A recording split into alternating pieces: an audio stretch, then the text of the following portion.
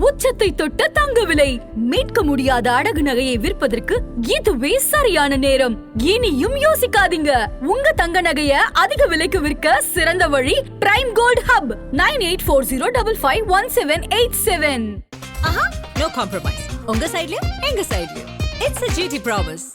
GT Holidays, South India's #1 travel brand.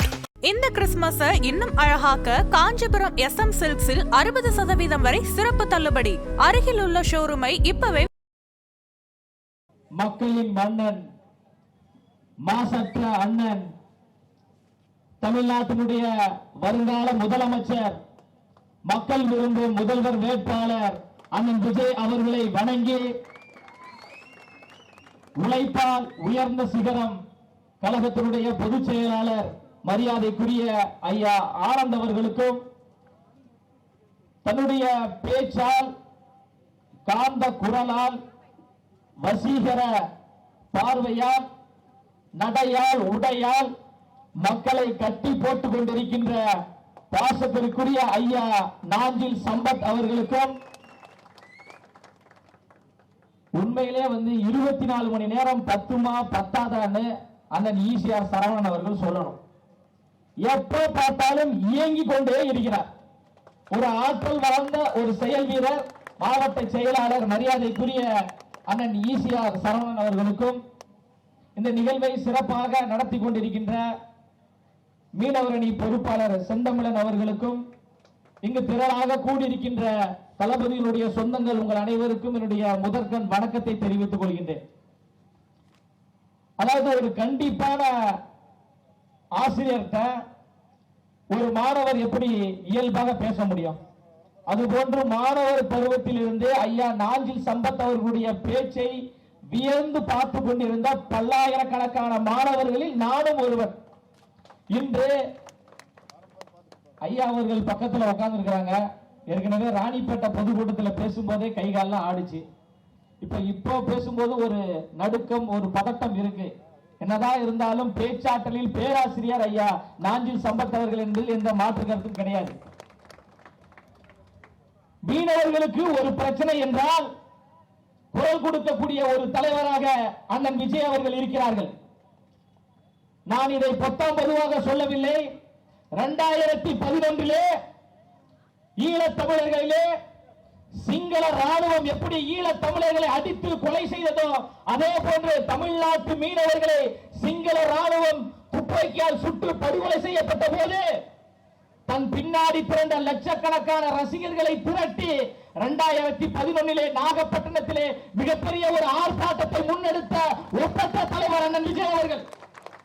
அந்த கூட்டத்தில் அண்ணன் பேசுறாங்க, இதே சம்பவம் தொடர்ந்து நீடித்தால் உலக வரைபடத்தில் இலங்கை என்கின்ற ஒரு நாடு இல்லாமல் போய்விடும் என்று துணிச்சலாக பேசிய ஒரே தலைவன் எங்கள் அண்ணன் விஜய் அவர்கள்.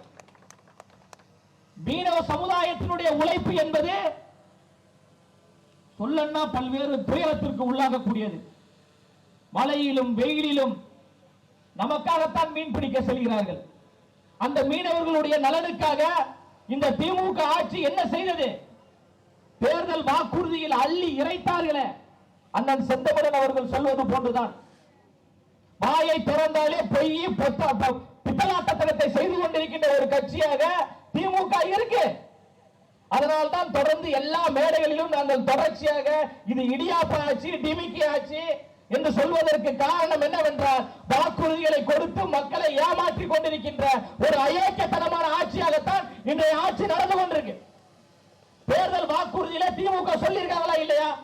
நாங்கள் ஆட்சி அமைத்தால் மீனவர்களுக்கு 2 லட்சம் புதிய வீடுகளை நாங்கள் கட்டி தருவோம் என்று சொன்னார்களா இல்லையா? எந்தெந்த வீடு?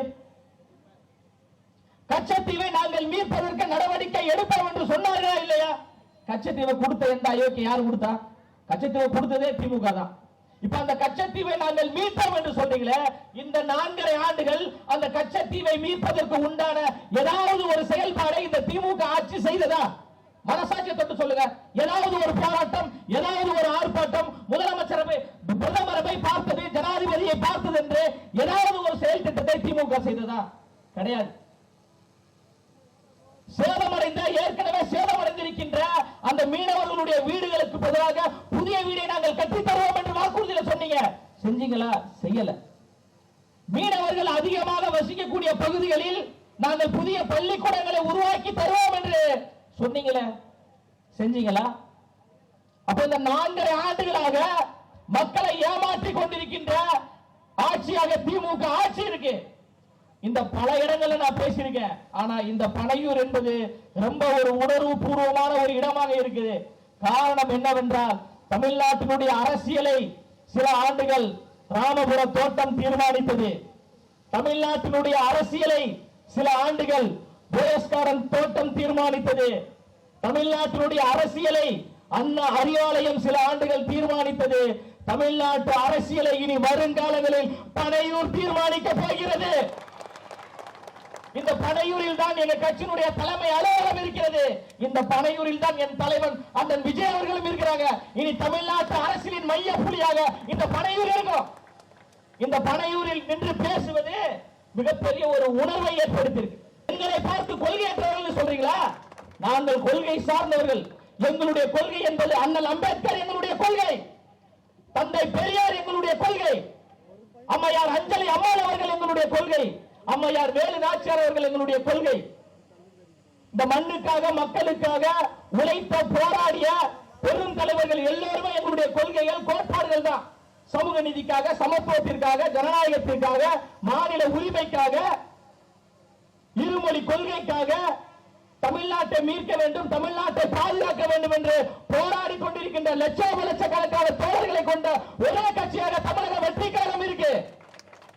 தமிழ்நாட்டினுடைய அரசியல் களம் என்பது தாவேகாவிற்கும் திமுகவுக்கும் இடையேயான போர் தான், ஜனநாயக போர் தான் 2026. அந்த ஜனநாயக போரிலே வெற்றி பெறக்கூடியவர் அண்ணன் விஜய் அவர்களும் தமிழக வெற்றி கழகத்தை சார்ந்தவர்கள் தான்.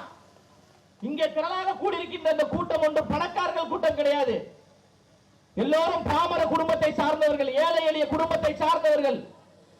26 சட்டமன்ற தேர்தல் என்பது பண்ணையார்களுக்கும் பணக்காரர்களுக்கும் இடையே நடக்கக்கூடிய அரசியல் போர். அந்த அரசியல் போரில் பாமரர்களின் தலைவராக இருக்கக்கூடிய அண்ணன் விஜய் அவர்களும் தமிழக வெற்றி கழகம், தமிழக வெற்றி கழகத்தை சார்ந்த தோழர்களும் பெரும்பான்மையான இடங்களில் வெற்றி பெற்று சென்ட் ஜார்ஜ் கோட்டையில் அண்ணன் விஜய் அவர்கள் முதலமைச்சராக அமர்வார். சமூக நீதி மாடல் என்று சொல்றீங்க. பல நாட்களாக தூய்மை பணியாளர்கள் போராடி கொண்டிருக்கிறாங்க தங்களுடைய கூலியை நிரந்தரமாக்க வேண்டும் என்று. தமிழ்நாட்டினுடைய அரசியலை தீர்மானிப்பது 3 எழுத்து மந்திரங்கள் தான்.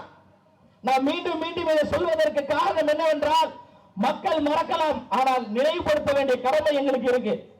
அண்ணா என்ற 3 எழுத்து எப்படி தமிழ்நாட்டில் புரட்சியை ஏற்படுத்தியதோ, புரட்சி தலைவர் எம்ஜிஆர் என்கின்ற 3 எழுத்து எப்படி தமிழ்நாட்டில் மிகப்பெரிய கிளர்ச்சியை ஏற்படுத்தியதோ, மக்கள் விரும்பும் முதல்வர் வேட்பாளர் அண்ணன் விஜய் என்கின்ற 3 எழுத்து தமிழ்நாட்டில் புரட்சியையும் கிளர்ச்சியையும் ஏற்படுத்தும்.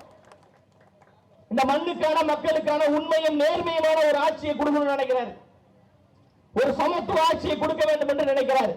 அண்ணன் விஜய் அவர்கள் தான் பெரியாரின் உண்மையான பேரன். தியாக உணர்வோடு உச்சபட்ச பதவியை வேண்டாம் என்று சொல்லிவிட்டு, சினிமாவில் நம்பர் 1 இடத்தை வேண்டாம் என்று சொல்லிவிட்டு, இவ்வளவு பெரிய உச்சத்தை கொடுத்த தமிழ்நாட்டு மக்களுக்காக நான் தியாக உணர்வோடு வருகிறேன் என்று வராருல, இதுதான் தியாக உணர்வு. இதைதான் தந்தை பெரியார் செய்தார். அந்த வழியில் அண்ணன் விஜய் அவர்கள் செய்கிறார். அப்ப தமிழ்நாட்டின் உண்மையான பேரனாக, கொள்கை பேரனாக இருக்கக்கூடியவர் அண்ணன் விஜய் அவர்கள். அதனால உங்க சட்டமன்ற உறுப்பினர் ஒருத்தர் இருக்கார், யாராவது பார்த்திருக்கீங்களா? அரவிந்த் ராஜேஷ் ஒருத்தர் இருக்கிறார், யாருக்கா தெரியுமா? அவர் பேர் தெரியுமா? நான் சொல்லிதான் உங்களுக்கே தெரியும். அரவிந்த் ரமேஷ், எனக்கே பேர் தெரியல. 2 முறை ஜெயிச்சதா சொல்றாங்க. அவர் வெளியே வர மாட்டார்.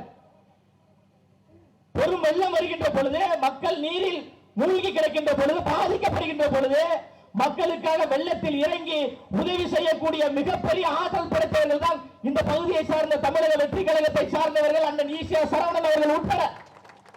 கொரோனா பேரிடர் வந்த போது எல்லோரும் வீட்டிலே முடங்கி கிடந்த பொழுது, அந்த கொரோனா தொற்று ஏற்பட்டு என் உயிரே போனாலும் பரவாயில்லை என்று மக்களுக்கு நேரடியாக சென்று உதவி செய்தவர் இதே அண்ணன் ஈசியா சரவணன் அவர்கள் தான்.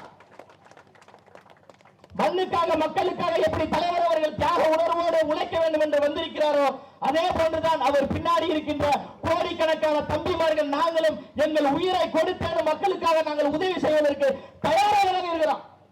2026 சட்டமன்ற தேர்தலில் அண்ணன் விஜய் என்கின்ற கூத்தாடி தான் திமுக என்கின்ற கூத்தாடி குடும்பத்தை வீட்டிற்கு அனுப்ப போகிறார். தமிழ்நாடு முழுவதும் மிகப்பெரிய ஒரு புரட்சி ஏற்பட்டிருக்கு. அந்த புரட்சி 2026 உருவாகும். அந்த புரட்சியில் நாம் எல்லோரும் சேர்ந்து மிகப்பெரிய ஒரு எழுச்சியை உருவாக்குவோம் என்று கூறி நிறைவு செய்கிறேன். நன்றி, வணக்கம்.